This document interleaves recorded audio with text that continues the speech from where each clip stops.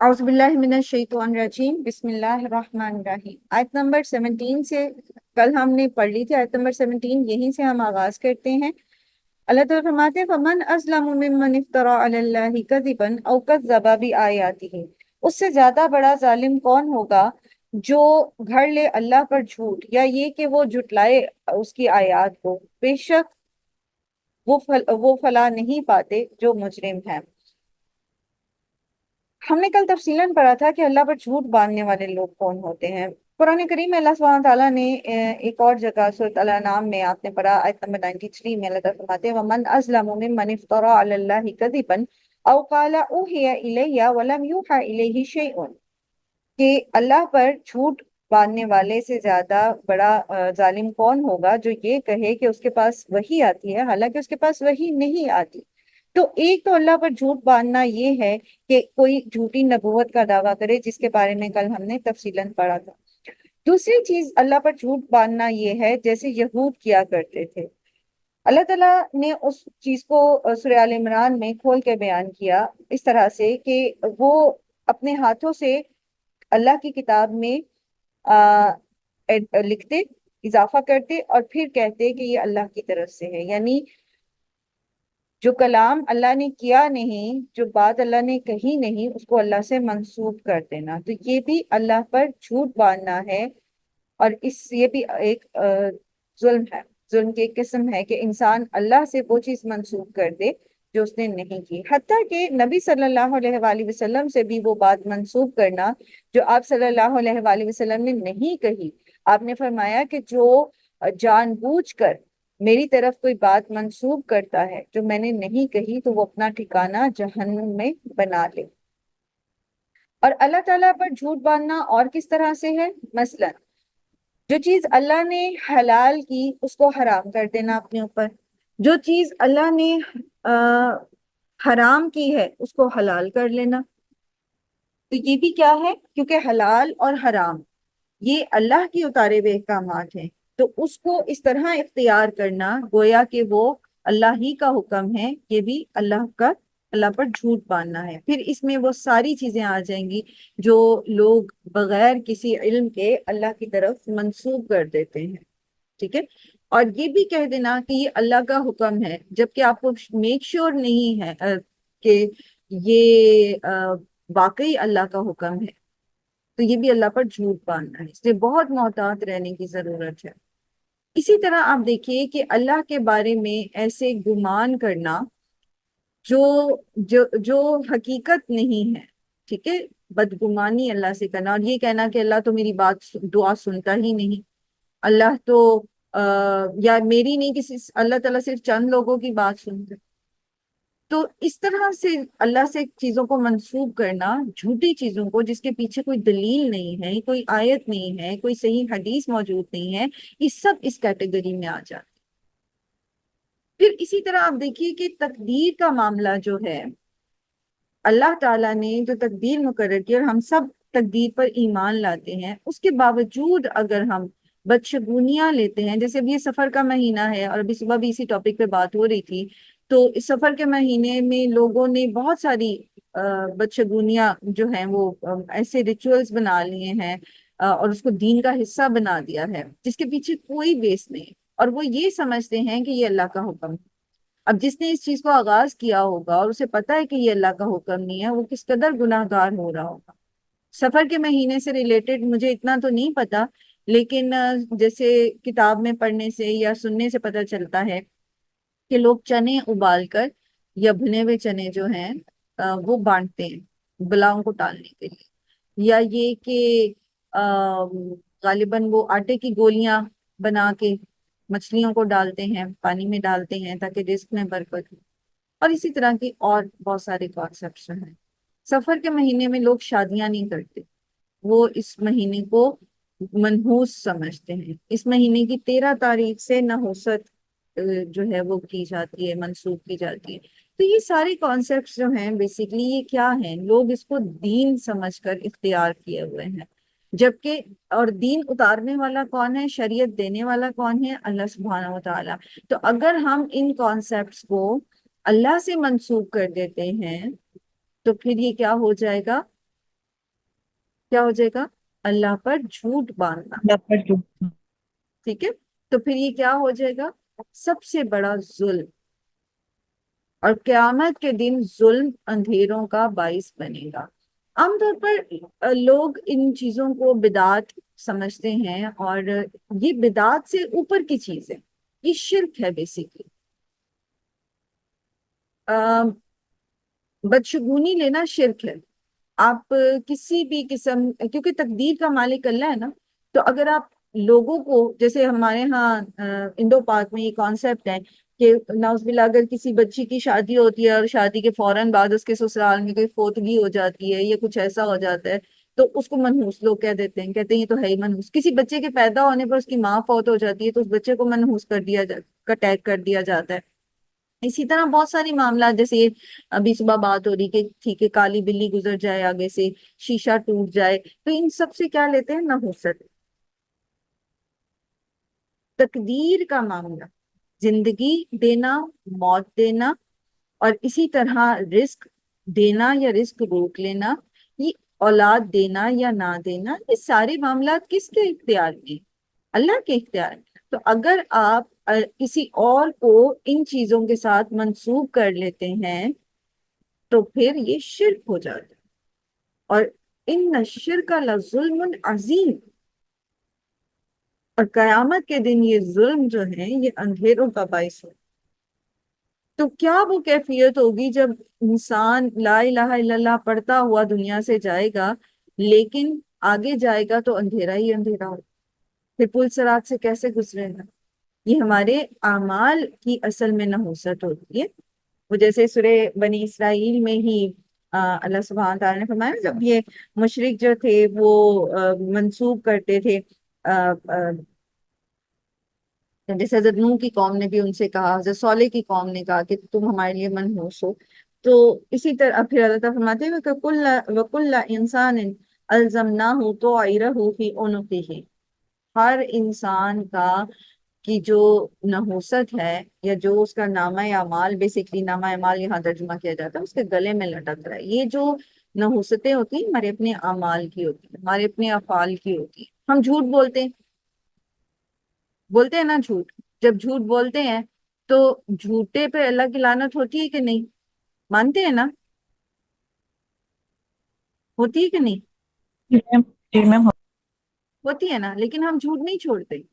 تو کیا اس کی نحوست نہیں پڑے گی ہماری زندگیوں پہ؟ جو شخص لعنت زدہ ہو، اللہ کی طرف سے لعنت زدہ ہو، تو کیا اس کے اوپر کوئی افیکٹ نہیں آئے گا؟ ہم نحوست ڈھونڈتے ہیں دوسروں میں، جبکہ یہ نحوستیں جو ہوتی ہیں،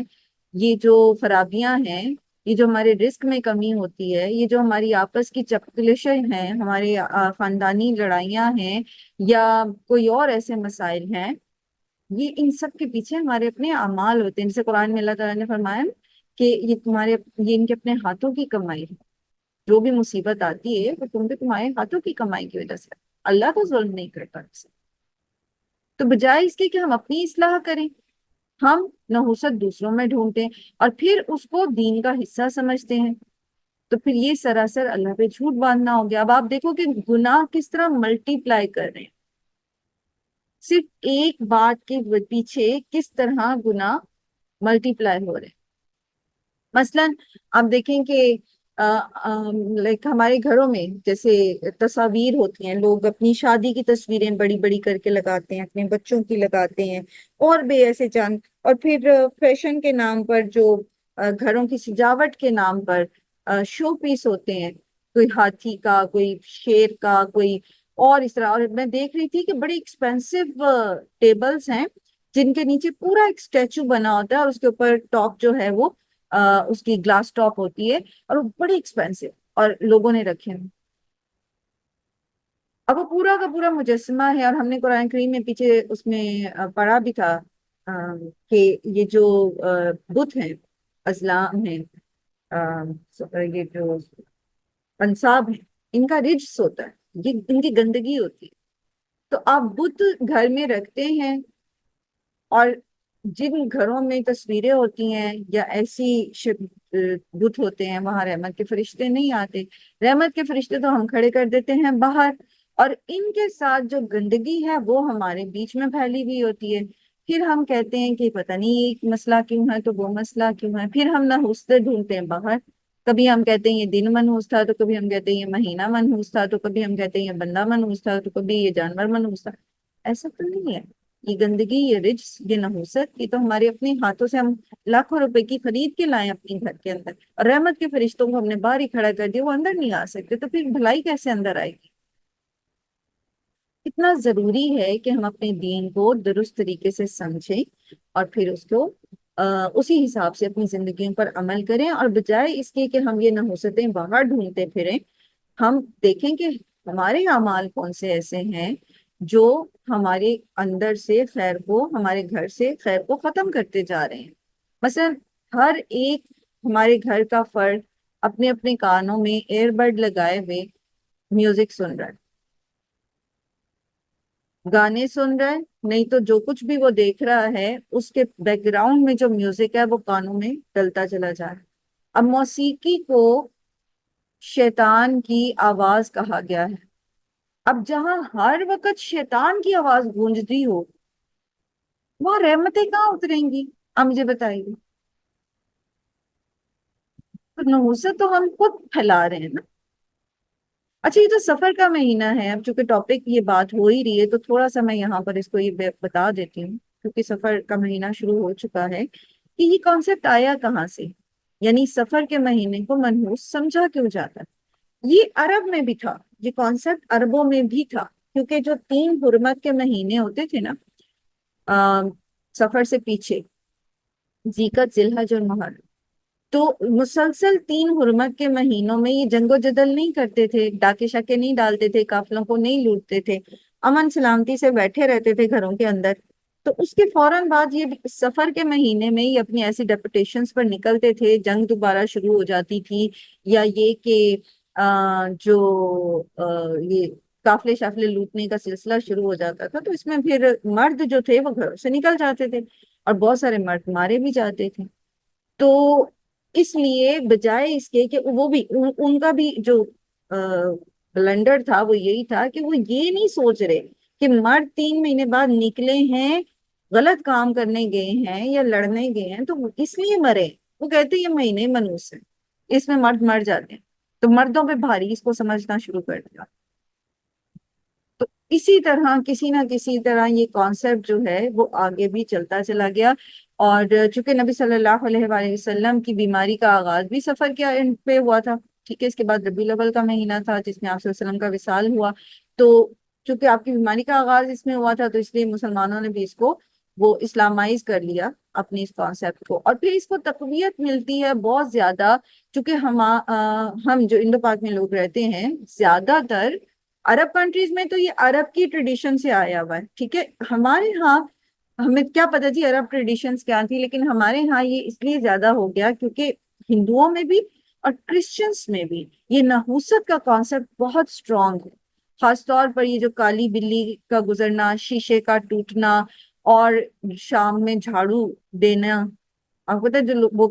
پورا ایک مطلب اس کے پیچھے بھی لوگوں کا ایک اعتقاد ہے، ایمان ہے کہ شام کو اگر آپ جھاڑو لگائیں تو رزق کم ہو جاتا ہے، وہ شام کو جھاڑو نہیں لگائیں گے. اللہ عالم کہاں سے یہ چیزیں آئی ہیں، لیکن بہرحال تو وہ چونکہ ایک معاشرے میں ہندوؤں اور عیسائیوں کے ساتھ ایک طویل عرصہ قریباً 1000 سال رہے ہیں، تو یہ کانسیپٹ سے ان کے بیچ میں آ گئے. اس کا واحد حل یہ ہے کہ قرآن اور سنت کو مضبوطی سے پکڑا جائے اور وہ کام کیے جائیں جو اللہ کے رسول صلی اللہ علیہ وآلہ وسلم نے کیے ہیں، کر کے دکھائے ہیں یا ان کو اپریشیٹ کیا ہے. اس کے علاوہ جو کام ہیں ان کو چھوڑ دیا جائے. یہ سیفر سائڈ، کیونکہ شریعت یا تو قرآن ہے یا حدیث، اس کے علاوہ باقی شریعت نہیں ہے. اجتہادی امور جو ہیں وہ ان معاملات میں نہیں ہوتے، وہ فقہی علوم ہیں، وہاں اجتہاد ہوتا ہے، پھر اجتہاد کو ایکسیپٹ کیا جاتا ہے، تو وہ پوری امت کے لیول کے اوپر کام ہوتا ہے. تو وہ شریعت کا جو ایکسپلینیشن آتی ہے اجتہاد کی وہ وہاں پر ہے، اس کا تعلق ان چیزوں سے نہیں. کم از کم یہ چیزیں سب سے پہلے خرافات کہوں گی میں تو ان کو، جو بہت بڑے گناہ بن جاتے ہیں. شرک، اللہ پر جھوٹ باندھنا، اور پھر یہ کہ اپنے گناہوں کے اوپر جمے رہنا اور دوسروں کو اس کا قصوروار ٹھہراتے رہنا، یہ سارے گناہ ملٹی پلائی ہو جاتے ہیں اس کے اندر. پھر اللہ تعالیٰ فرماتے ہیں انہ لا یفلح المجرمون، بے شک فلاح نہیں پاتے مجرم لوگ۔ یہ جو فلاح کا کانسیپٹ ہے یہ انسان کے نظریے کے ساتھ تبدیل ہو جاتا ہے۔ مثلا ایک شخص جو دنیا دار ہے اس کا فلاح کا کانسیپٹ ڈفرینٹ ہے، اور ایک وہ شخص جو آخرت پر بلیف رکھتا ہے اس کا فلاح کا کانسیپٹ ڈفرینٹ ہے۔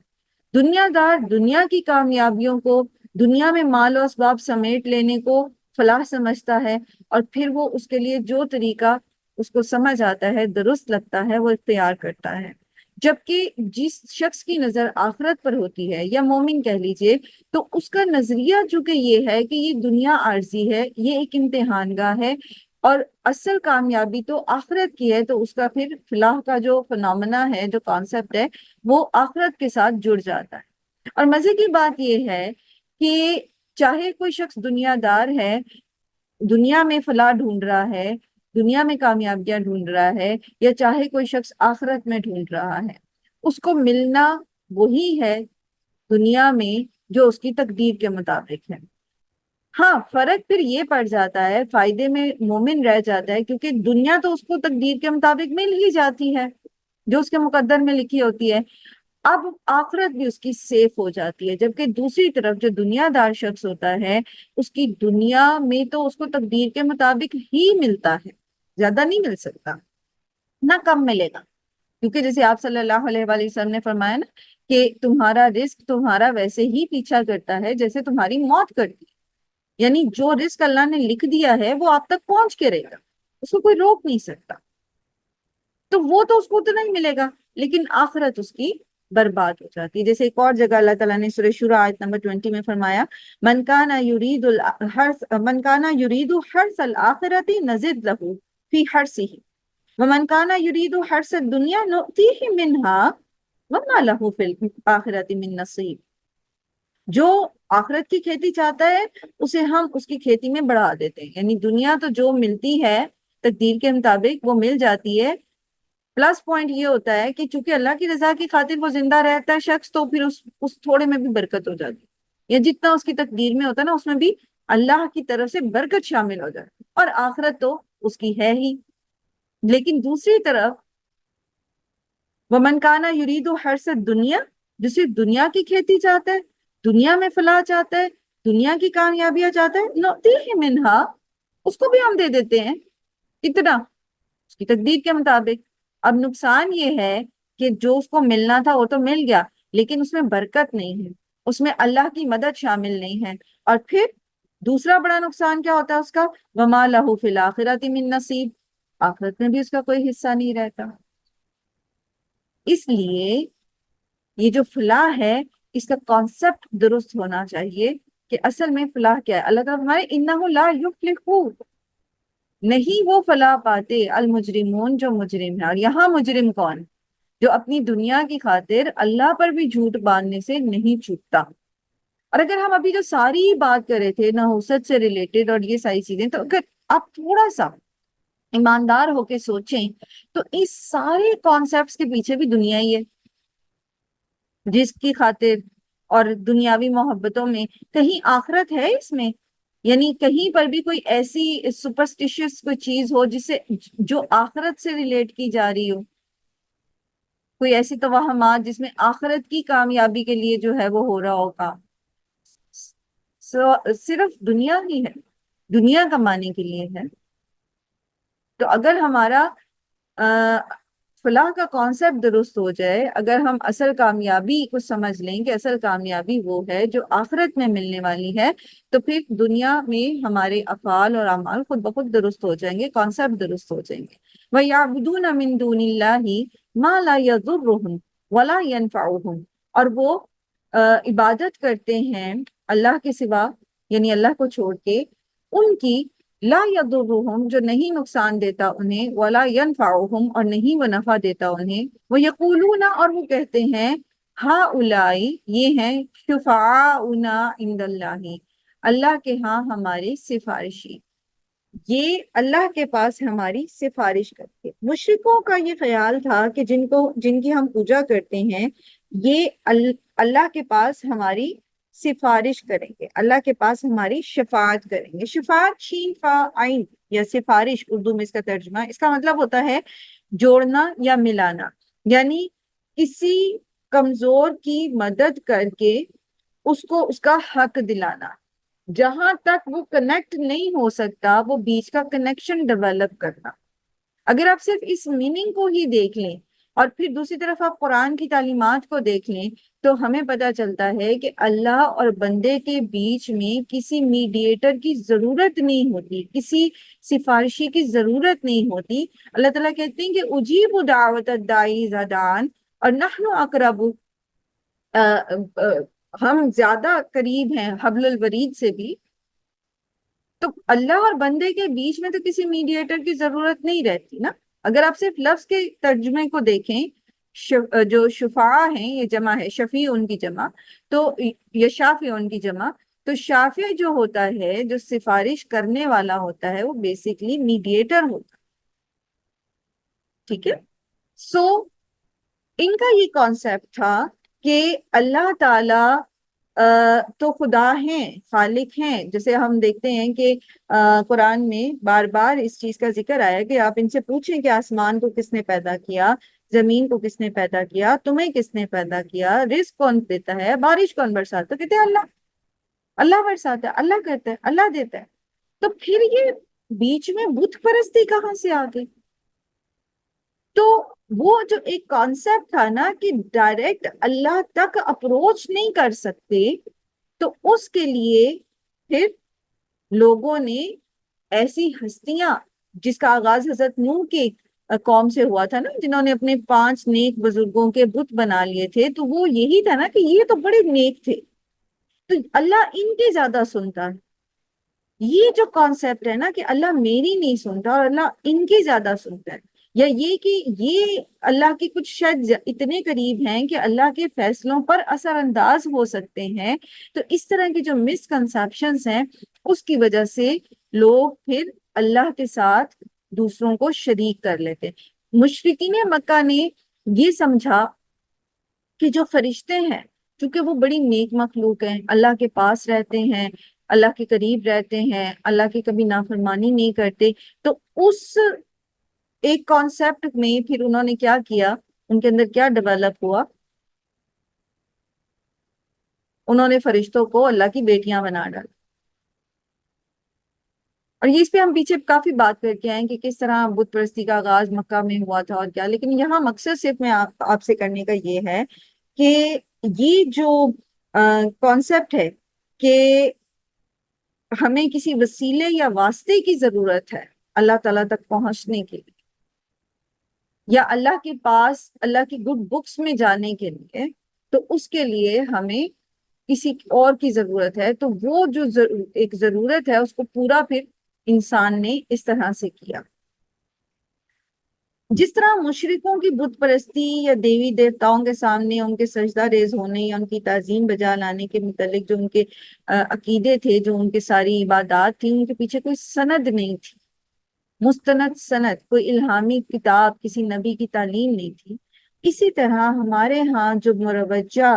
طریقے ہیں، بعض لوگوں کے یہ عقائد ہیں، وہ اسی طرح کے کانسیپٹ کچھ لوگوں کے ساتھ، کچھ اللہ کے نیک بندوں کے ساتھ، اللہ کے پیارے بندوں کے ساتھ، نبی کے ساتھ منسلک کیے ہوئے ہیں۔ اس کے پیچھے بھی کوئی شرعی دلیل موجود نہیں ہے، سوائے اس کے کہ وہ یقولون ہؤلاء شفعاؤنا عند اللہ، وہ کہتے ہیں کہ یہ ہمارے سفارشی ہیں اللہ کے۔ اس کی دلیل میں جو وہ آپ کو پیش کریں گے چیزیں، وہ کسی کا کشف ہوگا، کسی کا خواب ہوگا، کسی نے خواب میں اللہ کو دیکھا تھا، یا کسی کے خواب میں کسی کو جاگتی آنکھوں سے اس کے سامنے کوئی کشف ہوا تھا، یہ بات اس کو بتائی گئی تھی۔ لیکن یاد رکھیے کہ یہ ساری چیزیں، یہ الہام، کشف، یہ ساری شرعی دلیل نہیں، شرعی دلائل نہیں ہے، کیونکہ ان کے پیچھے سچائی اور پھر اس سچائی کو محفوظ رکھنے کے ذرائع کوئی نہیں۔ اصل شرعی جو دلائل ہیں وہ 2 ہی ہیں، ایک قرآن اور ایک صحیح حدیث، جو ثابت شدہ حدیث ہیں، حسن درجے کی حدیث ہے، صحیح درجے کی حدیث ہے۔ ضعیف یا موضوع روایات جو ہیں وہ دلیل کے طور پر نہیں دی جا سکتی۔ قل اتنبئون اللہ بما لا يعلم فی السماوات ولا فی الارض، ان سے کہیے کہ کیا تم اللہ کو وہ خبر دے رہے ہو جو زمین اور آسمان میں وہ نہیں جانتا؟ یعنی تم کہہ رہے ہو کہ یہ جو جن کی تم پوجا کر رہے ہو، ان یہ اصل میں اللہ کے پاس تمہاری سفارش کریں گے؟ کہاں سے آئی یہ بات؟ اللہ کو وہ بات بتا رہے ہو جس کا وجود زمین و آسمان میں ہے ہی نہیں۔ زمین و آسمان کس نے کریٹ کیے؟ اللہ تعالیٰ نے بنائے۔ خود تم کہتے ہو کہ خالق اور مالک اللہ ہے، خود کہتے ہو نا۔ 20ویں پارے کا جہاں آغاز ہوتا ہے وہاں یہی ہے نا، پوچھ امن خلق السماوات، کس نے پیدا کیا آسمان؟ اللہ نے پیدا۔ کس نے کون بارش برساتا؟ اللہ برساتا ہے۔ کون تمہیں رزق دے؟ اللہ رزق دے۔ اچھا، یہ زمین اور آسمان اللہ نے پیدا کیے، اس کا نظم و نسق اللہ تعالیٰ چلا رہے ہیں، تو تم اللہ کو ایک ایسی بات بتا رہے ہو کہ اس خالق اور مالک نے ایک چیز بنا دی اور اس کو پتہ ہی نہیں کہ اس نے کوئی اپنے پاس کوئی ایسے مخصوص کچھ ایسے لوگ چن لیے ہیں جن کو اس نے اختیار دے دیے، جن کو تم نے اپنی سفارشی بنا دی ہے بیچ میں۔ کوئی ایسی مطلب یہ سٹیٹمنٹ جو ہے نا، قل اتنبئون اللہ بما لا يعلم فی السماوات ولا فی الارض، بیسیکلی یہ ہر غیر شرعی دلیل کو نگیٹ کر۔ ہمارے باپ دادا ایسا کرتے تھے، ہمارے پردادا ایسا کرتے تھے، ہم نے ہمیشہ ایسا ہی کہتے سنا، فلاں شخص کی کتاب میں یہ بات لکھی ہوئی ہے، فلاں شخص نے یہ کیا تھا۔ یہ دلائل نہیں ہوتے،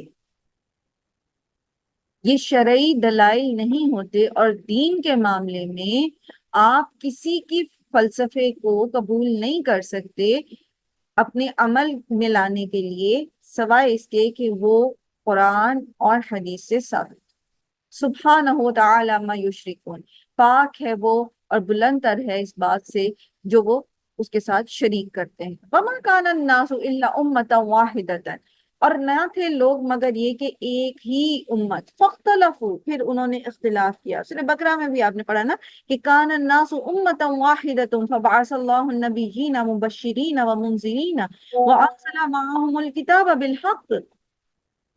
لیحکم بین الناس فیما اختلفوا۔ ٹھیک ہے، کتاب اب لوگ پہلے حضرت آدم کو پیدا کیا، یہ اللہ تعالیٰ نے طویل عرصے تک ان کی جو اولاد تھی، اولاد در اولاد تھی، وہ ایک ہی دین پر قائم تھی۔ لیکن پھر وقت کے ساتھ ساتھ جیسے جیسے انسانوں کی آبادی بڑھتی گئی، جیسے جیسے دور دور وہ ہوتے گئے، جیسے جیسے ان کے کنیکشن آپس میں کمزور ہوتے گئے، کوئی کسی جگہ جا کے قبیلہ بس گیا، کوئی کسی جگہ انسان چلا گیا، اس کی وہاں اولاد سے قبیلے بن گئے کوئی، تو اب انہوں نے جب ان تک اس وقت ڈائریکٹ جو نہیں آ رہی تھی ہدایت، تو انہوں نے اپنے اپنے کانسیپٹس ڈیولپ کرنے شروع کر دیے، خود سے خدا بنانے شروع کر دی، اور اللہ نے بھی وہاں پر انبیاء بھیجنے شروع کیے، جیسے کہ سورہ بقرہ میں آیا نا کہ فبعث اللہ النبیین مبشرین ومنذرین۔ اللہ تعالیٰ نے ان لوگوں کو ایسے نہیں چھوڑ دیا، اللہ نے ان میں نبی بھیجے، کتابیں اتاری، لیکن پھر وہی بات ہے کہ وہ اپنے اپنے کانسیپٹس پر، اپنے اپنی جو عقیدے تھے ان کے اوپر اس طرح ریجڈ ہو گئے، اس طرح متعصب ہو گئے کہ انہوں نے انبیاء کو بھی جھٹلا دیا۔ وَلَوْلَا كَلِمَةٌ سَبَقَتْ مِن رَبِّكَ، اور اگر نہ ہوتی ایک بات جو طے ہو چکی من ربک، آپ کے رب کی طرف سے، لَقُضِيَ بَيْنَهُمْ، البتہ فیصلہ کر دیا جاتا ان کے درمیان، فِيمَا فِيهِ يَخْتَلِفُونَ، اس سارے معاملے میں جو وہ اختلاف کر رہے ہیں۔ یہ کون سی بات ہے جو طے نہ ہو چکی ہوتی؟ اصل میں اللہ سبحانہ وتعالی نے اس دنیا میں لوگوں کو ایک خاص مدت تک بھیجا ہے، وہ جو مدت مہلت ہے وہ جب تک ختم نہیں ہو جاتی لوگوں پر پکڑ نہیں آتی، اور یہ تقدیر ہے، یعنی اگر تقدیر مقرر نہ کر دی ہوتی اللہ نے، تو جس طرح کی ان کی حرکتیں ہیں، جیسے کل بھی ہم نے پڑھا تھا کہ اگر اللہ تعالیٰ فوراً پکڑ لے ان کو تو کوئی بھی نہ بچے، لیکن یہ اللہ سبحانہ تعالیٰ کا فیصلہ ہے کہ وہ ایک خاص مدت تک مہلت دیں گے انفرادی طور پر افراد کو بھی، تاکہ وہ پلٹ آئیں، یا یہ کہ اگر وہ نہیں خیر ان کے اندر، نہیں ہدایت ان کے نصیب میں، تو پھر ان پر حجت تمام ہو جائے گی دنیا سے جاتے وقت تک کہ وہ اپنے لیے خود کیا کما کے لے کے جائیں، اور اسی طرح قوموں کے لیے بھی ان کو ایک خاص وقت تک مہلت دی جاتی تھی، اور خاص طور پر چونکہ مشرکین مکہ کے لیے تو یہ بات ثابت تھی، جیسے بھی آگے ذکر بھی آئے گا کہ کیوں اللہ تعالیٰ نے ان کے اوپر معجزے نہیں اتارے، تو چونکہ اللہ تعالیٰ نے اس قوم کو صفحہ ہستی سے نہیں مٹانا تھا، اس لیے یہاں کہا جا رہا ہے کہ ایک وَلَوْلَا كَلِمَةٌ سَبَقَتْ مِن رَبِّكَ لَقُضِيَ بَيْنَهُمْ فِيمَا فِيهِ يَخْتَلِفُونَ، کیونکہ اللہ کا فیصلہ یہ تھا کہ ان کو صفحہ ہستی سے نہیں مٹانا، یہیں سے اسلام نے پھوٹنا ہے، یہیں سے اسلام نے پھیلنا ہے، یہیں سے جو ہے وہ بڑے بڑے صحابہ نے نکلنا ہے، بڑے بڑے مسلمانوں نے نکلنا ہے، ان کو ختم نہیں کیا جانا تھا، تو اس لیے ان کے اوپر پکڑ نہیں آ رہی، اور یہ سمجھتے ہیں کہ یہ سچے ہیں اپنی ان باتوں میں، اس مہلت کو جو ڈھیل اللہ تعالیٰ نے ان کو دے رکھی ہے اس کو یہ کوئی بلیسنگ سمجھ رہے ہیں اپنے لیے، تو یہ جو ہے یہ ان کی کمائیگی ہے بیسیکلی۔ وَيَقُولُونَ، وہ کہتے ہیں، لولا انزل علیہ آیۃ من ربہ، یہ کہتے ہیں کہ کیوں نہیں نازل ہوئی اس کے اوپر کوئی نشانی اس کے رب کی طرف سے، اور یہ جو نشانی یہ مانگتے تھے نا، یہ کوئی ایسے نہیں تھا کہ بس یہ کہہ دیا کہ اچھا کوئی معجزہ دکھاؤ، صرف بنی اسرائیل میں بڑی تفصیل سے اس کو ذکر کیا گیا ہے، آیت نمبر 90 سے لے کر 93 تک۔ وہ کہتے تھے کہ اللہ تعالیٰ فرماتے ہیں ان کی بات کو نقل کرتے ہوئے، وَقَالُوا لَن نُؤْمِنَ لَكَ حَتَّى تَفْجُرَ لَنَا مِنَ الْأَرْضِ يَنبُوعًا، ہم تم پر ایمان نہیں لائیں گے، ہمارے سامنے یہ صحرا مکہ کا چٹیل، آپ کو پتہ ہے چٹانیں ہیں، آپ میں سے جو کوئی بھی حج عمرے کے لیے گیا ہوگا، تو اب تو خیر وہ آرٹیفیشل گرینری بھی وہ کر دی، لیکن بہرحال وہ ایک ریگستان تھا،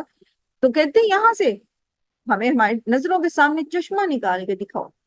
او تکونا لک جنت من نخیل وعنب فتفجر الانہار خلالها تفجیرا، یا یہ کہ تمہارے لیے ایک باغ ہو یہاں پہ کھجور کا اور انگور کا، اور اس کے بیچ میں سے جو ہے وہ تم ہمیں نہر پھاڑ کے دکھاؤ، باغ اگاؤ کھجوروں اور انگوروں کا جیسے مدینہ میں ہوتے تھے، مکہ میں تو نہیں ہوتے، اور بیچ میں سے نہر جاری کر کے دکھاؤ، او تسقط السماء کما زعمت علینا کسفا، یا یہ کہ ہمارے اوپر آسمان کا ٹکڑا گرا دو جیسا کہ تمہارا زوم ہے، یعنی تم ہمیں عذاب سے ڈراتے ہو، او تأتی باللہ والملائکۃ قبیلا، یا لے آؤ ہمارے سامنے اللہ اور فرشتوں کو، او یکون لک بیت من زخرف او ترقى فی السماء، یا ہو تمہارے لیے ایک گھر سونے سے بنا ہوا، یا یہ کہ تم چڑھ جاؤ آسمان میں، ولن نؤمن، اور ہرگز نہیں ہم ایمان لائیں گے، لرقیک، تیرے لیے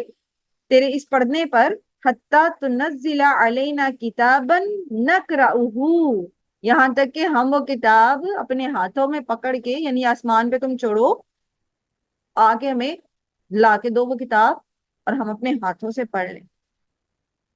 تو اللہ تعالیٰ نے اس کے جواب میں کوئی لمبی چوڑی ان کو تمہیدیں نہیں باندھی، کچھ نہیں کہا، صرف ایک جملہ، قل، کہہ دیجئے، سبحان ربی هل كنت الا بشر رسول، ان سے کہہ دیجئے کہ کیا میں ایک بشر رسول کے علاوہ بھی کوئی چیز ہوں؟ تم مجھ سے ایسے ڈیمانڈ کر رہے ہو جیسے میں کوئی خدا ہوں، میں تو ایک انسان ہوں، اللہ کا بھیجا ہوا ہوں، میں تمہاری ڈیمانڈز کو اس طرح تو پورا نہیں کر سکتا۔ یہاں اللہ تعالیٰ ہمارے فَقُلْ إِنَّمَا الْغَيْبُ لِلَّهِ فَانْتَظِرُوا، ان سے کہو کہ بے شک غیب اللہ ہی کے لیے ہے، پس تم انتظار کرو۔ اس جواب کو بھی سامنے رکھیں، اس جواب کو بھی سامنے رکھیں۔ نبی صلی اللہ علیہ وآلہ وسلم غیب نہیں جانتے تھے، غیب جانتے ہوتے جسے پہلے بھی آپ نے پڑھا، تو وہ آپ صلی اللہ علیہ وسلم سے کہا گیا کہ ان سے کہیے کہ اگر میں غیب جانتا ہوتا تو میں اپنے لیے بہت ساری خیر نہ جمع کر لیتا، مجھے کبھی کوئی تکلیف نہ پہنچتی، یہ قرآن کی آیت ہے۔ پھر یہ کہ انی معکم من المنتظرین، تم بھی انتظار کرو، میں بھی تمہارے ساتھ انتظار کرنے والا ہوں، جو کچھ تم ڈیمانڈ کرتے ہو یہ میرے بس میں نہیں ہے، سو ویٹ اینڈ سی، میں بھی ویٹ کرتا ہوں، تم بھی کرو، دیکھیں رب کا کیا حکم۔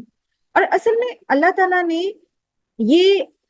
وہ معجزے جو یہ مانگتے تھے یہ اس لیے نہیں اتارے کیونکہ اگر کسی قوم کے اندر نبی ہوتا اور ان کی ڈیمانڈ کے مطابق معجزہ دکھا دیا جاتا، جیسا کہ صالح علیہ السلام کی قوم نے مانگا تھا معجزہ، اونٹنی نکال دی گئی، اور پھر وہ قوم ایمان نہ لاتی تو پھر اس قوم کو صفحہ ہستی سے مٹا دیا جاتا، جیسے قوم عاد کو مٹا دیا گیا، قوم نوح کو مٹا دیا گیا۔ تو اس لیے اللہ تعالیٰ نے ان کی ڈیمانڈ پر معجزے نہیں دیے، حالانکہ نبی صلی اللہ علیہ وآلہ وسلم کے معجزات موجود تھے۔ جیسے شق القمر کا معجزہ ہے، یہ کوئی کم تو نہیں تھا کہ آپ صلی اللہ علیہ وآلہ وسلم نے چاند کو دو ٹکڑے کر دیا، ایک ٹکڑا پہاڑ کے ایک طرف چلا گیا، دوسرا سنا پہاڑ کے دوسری طرف چلا گیا، اور پھر اس پر جو ہے وہ قافلے سے بھی انہوں نے لے لی، گواہی بھی لے لی جو آ رہا تھا، لیکن نہیں مانے۔ تو اللہ تعالیٰ کو پتا تھا انہوں نے نہیں ماننا، اسی لیے اللہ نے معجزے نہیں اتارے۔ اور قرآن کریم میں اللہ تعالیٰ نے ان کی اس عمل کو جیسے ذکر بھی کیا ہے۔ اللہ تعالیٰ نے فرمایا سورہ حجر آیت نمبر 14 اور 15 میں کہ وَلَوْ فَتَحْنَا عَلَيْهِمْ بَابًا مِّنَ السَّمَاءِ فَظَّلُّوا فِيهِ يَعْرُجُونَ لَقَالُوا إِنَّمَا سُكِّرَتْ أَبْصَارُنَا بَلْ نَحْنُ قَوْمٌ مَسْحُورُونَ، کہ اگر ان کے اوپر کھول دیے جاتے آسمان کے دروازے اور وہ اس میں اوپر چڑھ بھی جاتے، تب بھی یہ کیا کہتے کہ ہماری تو آنکھوں کے اوپر جو ہے وہ جادو کر دیا گیا، ہم تو سحر زدہ ہو گئے تھے۔ یعنی حقانیت نہ مانتے، وہ سب کچھ دیکھ بھی لیتے آسمان پر، وہ فرشتوں کے کاروبار، ان کے کام، ان کے سارے چلت پھرت وہاں دیکھ بھی لیتے، اس نظام کو دیکھ بھی لیتے، جنت جہنم دیکھ بھی لیتے، تب بھی انہوں نے کیا کہنا تھا، ہماری تو آنکھوں پہ جادو ہو گیا۔ پھر اسی طرح ایک اور جگہ اللہ تعالیٰ فرماتے ہیں سورۃ انعام آیت نمبر 7 میں کہ وَلَوْ نَزَّلْنَا عَلَيْكَ كِتَابًا فِي قِرْطَاسٍ فَلَمَسُوهُ بِأَيْدِيهِمْ لَقَالُوا الَّذِينَ كَفَرُوا إِنَّ هَذَا إِلَّا سِحْرٌ مُبِينٌ۔ اگر ہم آپ صلی اللہ علیہ وآلہ وسلم پر ایک کرتاس میں یعنی صفوں میں موجود کتاب کو اتار بھی دیتے اور یہ اپنے ہاتھوں سے اس کو چھو کے دیکھ بھی لیتے، تب بھی کافر یہ کہتے کہ یہ تو کھلم کھلا جادو ہے، چونکہ انہوں نے ماننا نہیں تھا، اس لیے معجزے اتارے بھی نہیں گئے۔ اور پھر معجزے مانگتے کون لوگ ہیں؟ وہ جو محض بحث برائے بحث کرنا چاہتے ہیں، ورنہ تو یہ قرآن، اس کا کلام، اس کے مفاہیم اور اس کی فصاحت اور بلاغت ہی سب سے بڑا معجزہ ہے اس قوم کے لیے جو اپنے آپ کو عربی دان کہتی ہے۔ اور اس کی بہت ساری مثالیں، جو لوگ مسلمان ہوئے قرآن سن کر، اس کی ہم نے پڑھی بھی کہ انہوں نے جب قرآن سنا تو صاف کہہ دیا کہ یہ تو کسی کاہن کا کلام نہیں، یہ تو کوئی جادوگری نہیں، یہ تو اللہ ہی کا کلام۔ لیکن جنہوں نے نہیں ماننا، صرف محض برائے بحث کرنی ہے، جنہوں نے صرف ایک ٹھٹھا، ایک مذاق اڑانا ہے، وہ ایسی باتیں کریں، ورنہ جس نے ماننی ہو بات، اس کے لیے قرآن ہی کافی ہے۔ وَإِذَا أَذَقْنَا النَّاسَ رَحْمَةً مِّن بَعْدِ ضَرَّاءَ مَسَّتْهُمْ إِذَا لَهُمْ مَكْرٌ فِي آيَاتِنَا، اور جب ہم اذقنا مزہ چکھاتے ہیں لوگوں کو، رحمتن رحمت کا، من بعد ضرائی بعد اس کے کہ جو مصیبت انہیں پہنچی، اذا لہم مکر فی آیاتنا، تو پھر وہ چالیں چلنا شروع کر دیتے ہیں ہماری آیات میں۔ یہاں پر انسان کی اس ناشکری کا ذکر آ رہا ہے کہ جب سختی کے بعد اس کو آسانی دی جاتی ہے، جب خشک سالی کے بعد اللہ تعالیٰ بارشیں برسا دیتے، جب قحط کے بعد اللہ ان کو رزق فراہم کر دیتا ہے، تو بجائے اس کے کہ یہ اللہ پر ان کا ایمان مضبوط ہوتا، یہ اللہ کی ان نشانیوں کو دوسروں سے منسوب کرنا شروع کر دیتے، اللہ کے ساتھ شرک کرنا شروع کر دیتے۔ جیسے نبی صلی اللہ علیہ وآلہ وسلم نے فرمایا، آپ نے فرمایا کہ ایک رات بارش ہوئی، صبح نبی صلی اللہ علیہ وآلہ وسلم نے نماز پڑھائی، پھر پوچھا جانتے ہو رات کو باری تعالیٰ نے کیا فرمایا؟ آپ سے صحابہ نے کہا کہ ہمیں کیا خبر؟ آپ نے فرمایا اللہ کا ارشاد ہوا کہ صبح کو میرے بہت سے بندے ایمان کی حالت میں ہوں گے اور بہت سے کافر،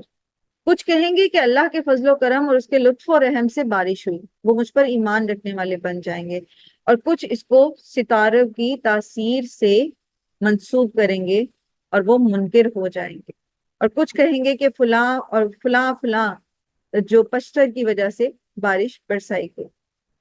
سو وہ مجھ سے کافر ہو جائیں گے اور ستاروں پر ایمان رکھنے والے بن جائیں گے۔ یہ بخاری کی حدیث، یعنی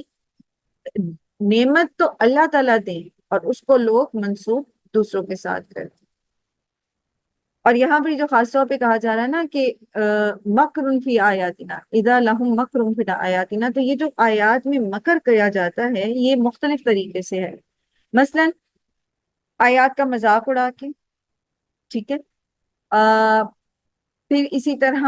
اس کی غلط تعبیر کر کے، غلط تفسیر کر کے، اس کو من چاہے مانی پہنا کے، پھر اسی طرح اپنا مال اور اپنی توانائیاں اس مقصد کے لیے لگا کے کہ اللہ کے کلام سے لوگوں کو دور کیا جائے، یہ سب کیا ہے؟ مکر فی آیات۔ قل اللہ اسرع مکرا، کہہ دیجئے کہ اللہ زیادہ تیز ہے تدبیر کرنے میں۔ اللہ کے لیے مکر کا مطلب چال نہیں آتا بلکہ تدبیر آتا ہے۔ پہلے بھی ہم یہ پڑھ چکے ہیں پیچھے بھی کہ جب ایک نیگیٹو ورڈ ہوتا ہے اور سیم اللہ کے لیے بھی وہی استعمال کیا جاتا ہے تو پھر اس کا معنی جو عربی میں اس کا اسلوب ہے وہ یہ ہے کہ وہ بطور بدلہ ہوتا ہے، ٹھیک ہے؟ تو وہ مکر کرتے ہیں، وہ چالیں چلتے ہیں، اور اللہ تعالیٰ تدبیر کرتے ہیں، ٹھیک ہے؟ آپ ان سے کہہ دیجئے کہ میرا رب تدبیر کرنے میں زیادہ تیز ہے، میرا رب زیادہ بہتر طریقے سے معاملات کو جو ہے وہ اس کی تدبیر کرتا ہے، اور تم اس کا توڑ کرے گا، جو تم چالیں چل رہے ہو اس کا توڑ میرا رب کرے گا۔ اِنَّا رُسُلَنَا يَكْتُبُونَ مَا تَمْكُرُونَ، بے شک ہمارے فرشتے لکھ رہے ہیں جو تم چالیں چل رہے ہو، جو کچھ تم کر رہے ہو ہماری آیات کے ساتھ، تمہیں لگتا ہے کہ اس کا کوئی ڈیٹا محفوظ نہیں ہے۔ ایک تو اللہ تعالیٰ خود الشہید ہیں، ہر وقت گواہ ہیں، ہر چیز سمیع ہے، البصیر ہے، العلیم ہے، ٹھیک ہے؟ وہ خود سب چیزیں اللہ کے پاس، وہ اللہ تعالیٰ خود الرقیب ہے، ٹھیک ہے؟ آل دا ٹائم اللہ تعالیٰ چیزوں کو دیکھ رہے ہیں اور پھر وہ اللہ کے پاس محفوظ ہے۔ لیکن انسانوں کے اوپر حجت تمام کرنے کے لیے ان کی ڈاکومنٹیشن بھی کی جا رہی ہے، وہ لکھی بھی جا رہی ہے۔ جیسے سورہ قاف میں آتا ہے نا، ما یلفظ من قول الا لدیہ رقیب عتید، ٹھیک ہے؟ ایک لفظ منہ سے نہیں نکلتا مگر یہ کہ اس کے قریب ہی جو ہے وہ ایک لکھنے والا جو ہے وہ تیار بیٹھا ہوتا ہے، فوراً لکھ لیا جاتا ہے۔ تو تم سمجھتے ہو تم بچ جاؤ گے جو کچھ تم کر رہے ہو، جو تم منفی پروپیگنڈا نبی صلی اللہ علیہ وآلہ وسلم کے خلاف کر رہے ہو، جو تم دین کو روکنے کے لیے چالیں چل رہے ہو، اور پھر تم نے اپنی سفارشی بنا رکھے ہیں اللہ کا کے ساتھ شرک کرتے ہو، تم بچ جاؤ گے؟ تم مکر جاؤ گے اس سارے سے؟ تمہارا سارا ڈیٹا جو ہے نا وہ لکھا ہوا۔ وَالَّذِي يُصِيرُكُمْ فِي الْبَرِّ وَالْبَحْرِ، پھر ایک اور احسان اللہ تعالیٰ یاد کرواتے ہیں ان کو، اور اس میں جو ان کی ناشکری ہے اس کا بھی ذکر آتا ہے۔ وہ اللہ وہ ہے جو تمہیں خشکی اور سمندر میں چلاتا ہے۔ آپ دیکھیں صحرا میں چلنا کتنا مشکل ہے۔ اگر آپ میں سے کوئی ڈیزرٹ کی کسی سیر پہ گیا ہو تو ریت کے اوپر چلنا کافی مشکل ہو جاتا ہے، خاص طور پہ جب وہ ہوا چل رہی ہوتی ہے تو اس کے اوپر قدم جمانا وہ آپ کے پیروں کے نیچے سے کھسکتی چلی جاتی ہے، یا سلوپ ہوتی ہے جو ڈھلان ہوتی ہے اس میں، ریت میں جب ٹیلے بنے ہوتے ہیں ریت کے تو اس کے اوپر چلنا بہت مشکل ہوتا ہے۔ لیکن اللہ تعالیٰ نے کس طرح ان کے لیے سفر آسان کر دیے، اونٹ جیسی مخلوق پیدا کر دی جو بڑے آرام سے صحرا میں چلتی ہے، پھر کشتیاں سمندر میں چلتی ہیں، یہ اللہ کی نشانیاں ہیں۔ اونٹ کو بھی اللہ تعالیٰ نے اپنی نشانی کے طور پر قرآن میں پیش کیا، فَلَا يَنظُرُونَ إِلَى الْإِبِلِ كَيْفَ خُلِقَتْ، اور اسی طرح کشتیوں کو بھی جو ہے اللہ تعالیٰ نے اپنی نشانی بتایا۔ تو وہ اللہ ہی ہے جو تمہارے لیے سفر کے چلنے پھرنے کے مواقع تمہیں دے رہا ہے۔ اور پھر اسی طرح آپ دیکھیں کہ جیسے سورہ ملک میں آپ پڑھتے ہیں کہ هو الذی جعل لکم الارض، سوری یہ تو سورہ بقرہ کی آیت ہے، سورہ ملک کی آیت جو ہے جس میں اللہ تعالیٰ فرماتے ہیں کہ اس نے زمین کو تمہارے لیے جو ہے وہ مطیع کر دیا۔ اب آیت میرے زبان پہ نہیں آ رہی، کوئی کوٹ کرے گا؟ هو الذی جعل لکم الارض ذلولا فامشوا فی مناکبها وکلوا من رزقہ والیہ النشور، ٹھیک ہے؟ تو وہی ہے جس نے زمین کو مطیع کر دیا ہے، بس تم چلو پھرو اس کے شان، اس کے سینے پر، اور کھاؤ پیو رزق اس میں سے. سو یہ اللہ ہی ہے جس نے تمہیں اس قابل کیا. حتیٰ یہاں تک کہ اذا کنتم فی الفلک، جب تم کشتیوں میں ہوتے ہو، وہ جرائنی، اور وہ لے چلتی ہیں بہم انہیں، بریح طیبت، ساتھ ہوا کے عمدہ، وہ فرح، اور وہ خوش ہوتے ہیں بہا ساتھ اس کے، جاءت ہا، تو آ جاتی ہے، ہا کی زمین کشتیوں کی طرف ہے، تو آ جاتی ہے، ریح عاصف، ہوا شدید، وجاءہم، اور آ جاتی ہے ان پر، الموج، موج. آصف اس ہوا کو کہتے ہیں، ریح عاصف اس ہوا کو کہتے ہیں جو توڑ پھوڑ کے رکھ دیتی. ٹھیک ہے، شدید قسم کی ہوا.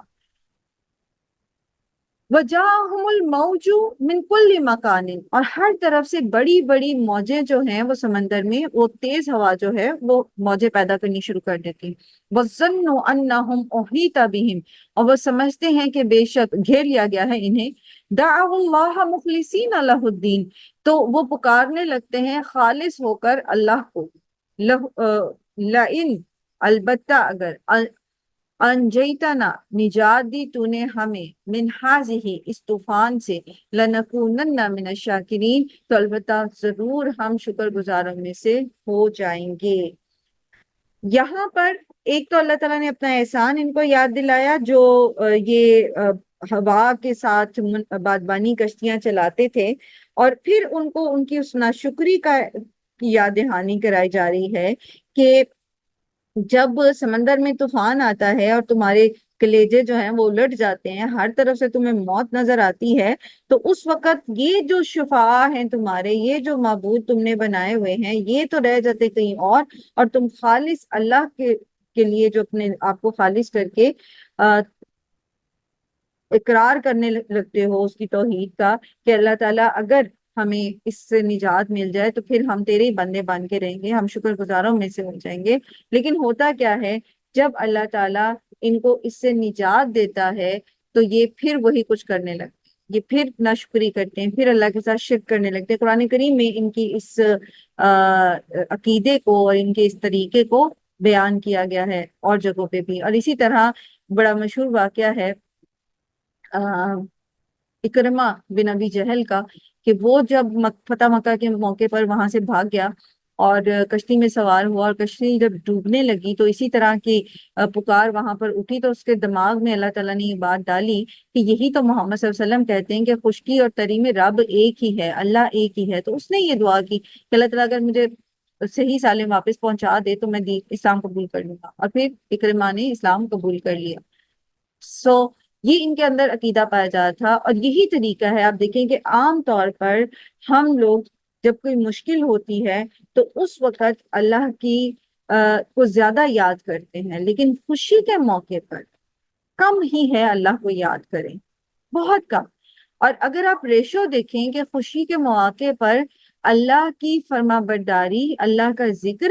اور اللہ کی نافرمانی، تو آپ دیکھیں کہ نافرمانیوں کا تو ایک انبار ہے خوشیوں کے موقع پر، اور اللہ کی یاد دہانی، اللہ کا ذکر وہ بہت کم ہے. اور ایک نیا ٹرینڈ میں سننے میں آ رہا ہے کافی پچھلے عرصے سے، شادی سے پہلے میلاد کرانے کا، یا شادی سے پہلے قرآن خوانی کروانے کا. کسی نے مجھے انویٹیشن بھیجا کہ وہ آج شام مائیوں ہے تو ہم صبح قرآن خوانی کرانا چاہتے ہیں. تو آپ،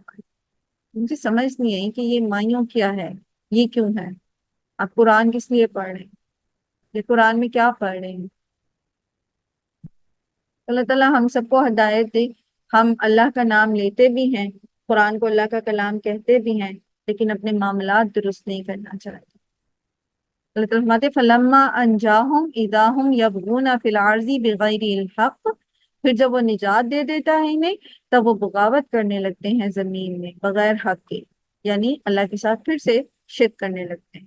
یا ایھا الناس، اے لوگو، انما بغیکم، بے شک بغاوت تمہاری، علی انفسکم، تمہارے اپنے ہی خلاف ہے، متاع الحیات الدنیا، اس صرف دنیا کا زندگی کا فائدہ اٹھانا ہے. ثم الینا مرجعکم، پھر ہماری ہی طرف لوٹنا ہے تمہارا. فننبئکم، پھر ہم بتائیں گے تمہیں، بما کنتم تعملون، اس چیز کے بارے میں جو تم عمل کرتے رہے، دنیا کے فائدے کی خاطر اللہ کے ساتھ شرک کرنا، دنیا ہی کی خاطر اللہ کی نافرمانیاں کرنا، دنیا میں اپنی خوشیاں سیلیبریٹ کرنے کے لیے شیطان کو راضی کرنے تک کے اعمال کرنا، انا للہ و انا الیہ راجعون، دل ٹوٹنے لگتا ہے، تھکنے لگتا ہے، روح کانپ جاتی ہے، ہم کر کیا رہے ہیں؟ وہ رب جس نے ہمیں سب کچھ دیا، اسی کی دی ہوئی نعمتوں کو سیلیبریٹ کرنے کے لیے ہم شیطان کو خوش کرنے والے کام کرتے ہیں، اور پھر ہم پریشان ہو جاتے ہیں کہ ہماری زندگیوں میں سکون نہیں، پھر ہم نحوستیں تلاش کرتے ہیں دوسروں میں۔ اللہ ہم پہ رحم، اللہ ہم پہ رحم۔ انما مثل الحیات الدنیا کماء، بے شک مثال اس دنیا کی تو پانی کی طرح ہے، انزلناہ من السماء، نازل کیا آسمان سے ہم نے اس کو، فاختلط، تو مل جل گئی بھی نبات الارض، اس کے ساتھ زمین کی نباتات، مما یأکل، اس میں سے وہ بھی ہے جو تم کھاتے ہو، جو کھاتے ہیں الناس، لوگ، والانعام، اور جانور، حتیٰ یہاں تک کہ اذا اخذت الارض زخرفها، جب کہ پکڑ لیا زمین نے اپنی رونق کو، وزینت، وظن، اور وہ مزین ہوگی، وظن اہلها، اور سمجھنے لگے اس کے رہنے والے، انہم، بے شک وہ، قادرون، قادر ہیں، علیہا، اس پر، اتاہا، آ گیا اس پر، امرنا، حکم ہمارا، لیلن، رات کو، او نہارن، یا دن کو، فجعلناہا، تو کر دیا ہم نے اسے، حصیدن، کٹی ہوئی کھیتی، کألم تغنا بالامس، گویا کہ وہ کبھی بسی ہی نہیں تھی کل، کذالک، اسی طرح، نفصل الآیات لقوم یتفکرون، ہم کھول کر بیان کرتے ہیں نشانیاں ان لوگوں کے لیے جو غور و فکر کرنے والے ہیں۔ امثال القرآن، قرآن کی مثالیں ہیں، اس کو آپ قرآن کے ریڈلز بھی کہہ سکتے، اس قرآن کی پہیلیاں بھی کہہ سکتے،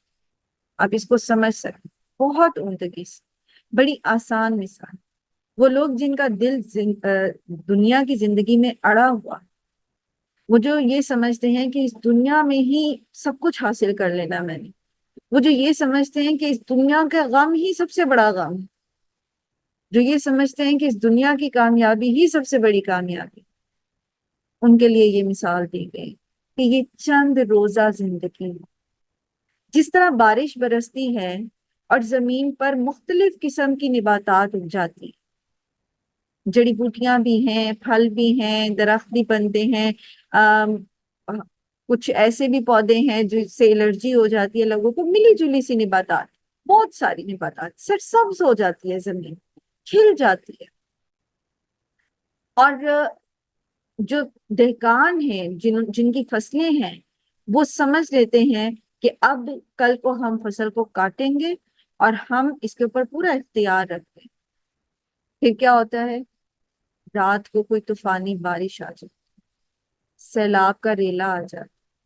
کوئی بجلی کی کڑک گر جاتی، کوئی ایسی گرم ہوا چل جاتی ہے جس کے اندر بگولا ہوتا، چلا کے راکھ کر دیتی، اب کچھ بھی نہیں بچتا، ایسے ہو جاتی ہے جیسے وہاں کل تھا ہی نہیں کچھ۔ اسی طرح انسان دنیا میں آتا ہے، خوشیاں منائی جاتی، تعلیم و تربیت کی جاتی، پھر ایک وقت آتا ہے کہ وہ سمجھتا ہے کہ آئی ایم دا آل ان آل، اور میں سب سے زیادہ سمجھدار ہوں، اور میں ہی بس سب کچھ ہوں، اور وہ سمجھتا ہے کہ بس اب وہ کچھ بھی کر سکتا ہے، پھر آہستہ آہستہ وہ ڈھلنا شروع ہوتا ہے، یا تو اچانک موت اس کو پکڑ لیتی ہے، کوئی ایکسیڈنٹ ہو جاتا ہے، کوئی بیماری آ جاتی ہے، بیٹھے بٹھائے کچھ ہو جاتا ہے، یا پھر یہ کہ آہستہ آہستہ ڈھلنا شروع ہو جاتا ہے، اس کے قوا کمزور ہونے شروع ہو جاتے ہیں، وہ بے بس ہونا شروع ہو جاتا ہے، اور مقررہ وقت پہ وہ دنیا سے چلا جاتا ہے، اور پھر کیسا لگتا ہے، وہی گھر جس کے پیچھے وہ جان دیتا تھا یا جان دیتی تھی یا جان لینے کو تیار تھی دوسروں کی، وہ کیسا ہو جاتا ہے، گویا وہ وہاں کبھی بسی ہی نہیں تھی، گویا کہ وہ وہاں کبھی تھا ہی نہیں، وارثوں میں وہ بانٹ دیا جاتا، لوگ اپنی مرضی کی تبدیلیاں اس میں کر لیتے، جس سیٹنگ کی خاطر وہ اپنی گھر والوں کے ساتھ جھگڑے کرتی تھی، جن چیزوں کو سنبھال سنبھال سنبھال سنبھال کے وہ رکھتی تھی، اپنے بچوں تک کو ڈانٹ، ان چیزوں کا کیا ہوتا ہے؟ ایسا لگتا ہے نا، اور جیسے کہتے ہیں نا، اردو میں کہتے ہیں آج مرے کل دوسرا دن، ایسے گویا تھے ہی نہیں. تو اتنی مختصر سی زندگی کے لیے آخرت کی ہمیشگی کی زندگی کو داؤ پہ لگا دینا، اللہ کی نافرمانیاں کر کر کے اپنے لیے آگ کے الاؤ تیار کر لینا، یہ کہاں کی عقل مندی ہے؟ اور وہ حضرت بشر جو اشرف المخلوقات بنایا گیا ہے، اس کو یہ بات سمجھ نہیں آتی، اور وہ کہتا ہے کہ بس جیسے چاہو جیو، اور جو جی چاہتا ہے کرو، جیسے مرضی اپنے نفس کو سیٹسفائی کرو، بس تمہاری اپنی سیٹسفیکشن ہونی چاہیے. اور وہ سمجھتا ہے کہ بس یہ دنیا تو میرے اختیار میں، حالانکہ وہ اپنی آنکھوں سے لوگوں کو اس دنیا سے رخصت ہوتے دیکھتا ہے. تو بلے شاہ کہتا ہے نا، وے بلیا اسا مرنا نہ ہی ہور پیا کوئی ہو، ہمیں تو موت نہیں آنی، یہ مرنے والا تو کوئی اور ہی تھا. اور ہر بندہ یہی سمجھتا، اور پھر اس کی مہلت زندگی ختم ہو جاتی اور اس کا بلاوا آ جاتا. اب اگر وہ دانے ہاتھ والوں میں سے ہوگا تو دانے ہاتھ والوں کی کیا ہی بات، لیکن اگر وہ نافرمان کافر فاجر مشرک ہے تو پھر اس کے لیے جو وبال ہے، اس کے لیے جو پکڑ ہے، ویسی پکڑ بھی کسی کی. اللہ تعالیٰ ہم سب کا خاتمہ بالخیر کرے. اللہ تعالیٰ ہم سب کو اس دنیا کی زندگی کو سمجھنے کی توفیق دے کہ ہم اپنی آخرت کے لیے کام کر سکیں، اپنی نیتوں کو خالص کر سکیں، جو بھی کام کریں آخرت کے لیے کریں، چاہے وہ کتنا ہی بظاہر دنیا کا کام ہو. حتیٰ کہ شوہر اور بیوی کے مابین جو تعلق ہے، وہ جو انتہائی دنیا داری کا تعلق ہے، وہ بھی عبادت بن جاتا ہے جب آپ حلال کے دائرے میں رہتے ہیں، جب آپ اللہ کی رضا کی خاطر ایک دوسرے کی عیب پوشی کرتے ہیں، جب آپ اللہ کی رضا کی خاطر اپنی اولاد کی بہترین پرورش کرتے ہیں، جب آپ اللہ کی رضا کی خاطر ایک دوسرے کی تنگی ترشی کو مسکرا کے درگزر کر دیتے ہیں، جب آپ اللہ کی رضا کی خاطر اپنے خاندان کو جوڑے رکھتے ہیں، یہ ساری کوششیں بھی عبادت بن جاتی ہیں. لیکن اگر یہ تعلق محض دنیا کی لذت کے لیے ہے، محض دنیا داری کے لیے ہے، تو یہ یہیں رہ جائے گا اور آگے کچھ بھی فائدہ نہیں دے گا. اللہ تعالیٰ ہم سب کو توفیق دے بہترین عمل کرنے کی. وآخر دعوانا ان الحمد للہ رب العالمین. سبحانک اللہم و بحمدک، نشہد ان لا الہ الا انت، نستغفرک و نتوب الیک. وبرکاتہ.